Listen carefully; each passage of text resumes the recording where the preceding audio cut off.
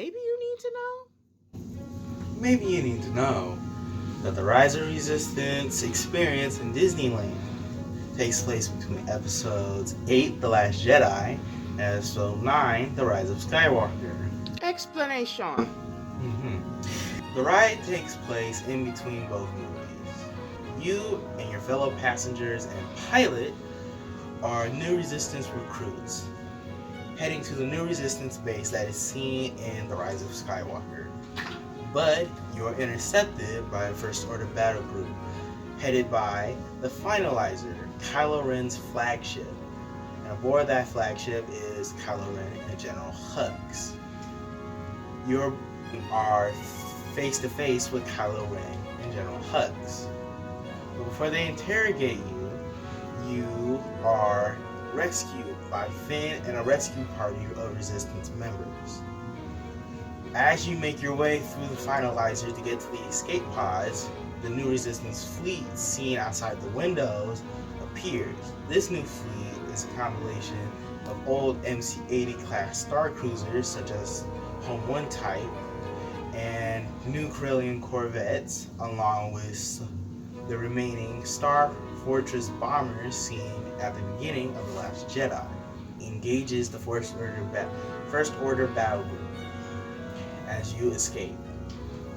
Once you make it to the escape pods, though, the Finalizer is now being attacked. As you make your way down to the planet, back to, the Finalizer is subsequently destroyed and is unrepairable. General Hux is then demoted by Kylo Ren for his failures to protect the Finalizer and their fleet, nor suspect that the Resistance might attack them. This is why in Rise of Skywalker, you see General Hux as equal among his peers, his other generals and admirals, instead of above them like he was in The Last Jedi and Rise of Skywalker. For fans only. Now, some might point out a detail that might disprove this theory, and that is the fact that Kylo Ren is wearing a mask in the ride. My explanation for this is that the ride was already in development before The Last Jedi came into existence, and it would make sense, as General Hux is also in power as well. It's possible that it was already in production and had been thought out around the time that Rogue One was being produced.